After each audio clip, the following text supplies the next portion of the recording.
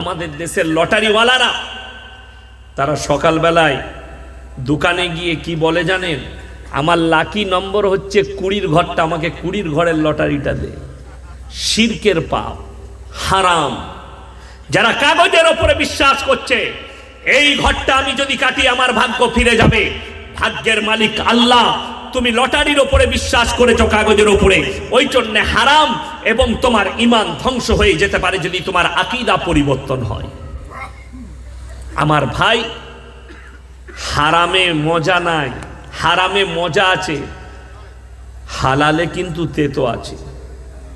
হালাল জিনিস খাবার কম হয়, মজা কম হয়, কিন্তু হজম ভালো হয়। এটা মাথায় রাখবে। কি ভালো হয়? হজম ভালো হয়। আল্লাহ নবী জানাবে মুহাম্মাদুর রাসূলুল্লাহ, সকলে বলুন একবার সাল্লাল্লাহু আলাইহি ওয়াসাল্লাম। আল্লাহ নবী সাল্লাল্লাহু আলাইহি সাল্লাম যে দ্বীন আর ইসলাম দিয়ে গেল, আপনি তার বাইরে চলে গেলেন কেন? আপনি বেঈমান কাফেরের অনুসারী হতে লাগলেন।